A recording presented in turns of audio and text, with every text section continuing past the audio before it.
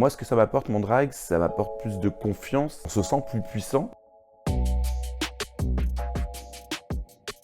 Hello, je m'appelle Anthony, alias Brittany. Je suis drag queen la nuit et coiffeur la journée.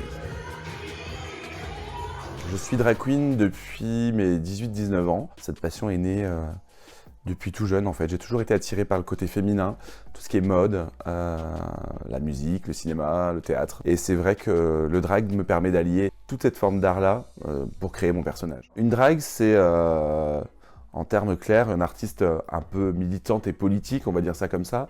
On casse les codes, on réinvente les codes, on a nos codes en créant notre personnage, notre bouclier, notre armure. Moi, ce que ça m'apporte, mon drag, ça m'apporte plus de confiance. On se sent plus puissant et intouchable. C'est vrai que c'était pas évident au départ parce que j'étais tout seul. Il n'y avait pas d'autres drags ni d'autres drags référentes. J'y suis allé un peu au culot et à l'audace, donc je me suis présenté dans plusieurs établissements, notamment à l'époque le Milor, qui était tenu par Yvette, et le directeur artistique était Pascal Ballarini, qui tient aujourd'hui le Majestic.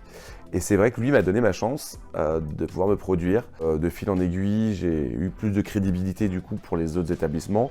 Donc j'ai commencé à tourner un petit peu partout, jusqu'à aujourd'hui monter ma famille de drag, donc un peu notre armée de drag queen quimpéroise.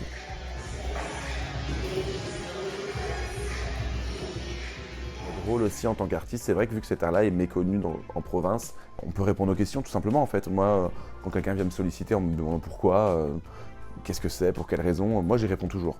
Du moment qu'il n'y a pas d'agressivité. Après, c'est vrai qu'on est pas mal sollicité quand même sur les réseaux, par message, donc justement de jeunes qui n'osent pas encore franchir le cap ou justement qui ont des questionnements par rapport à cet art. Et on est un peu des figures un peu iconiques, on va dire ça comme ça, hein, sans prétention aucune, mais ça doit faire rêver, normalement c'est bienveillant, donc c'est vrai que le fait qu'ils nous sollicitent, on se doit d'y répondre aussi.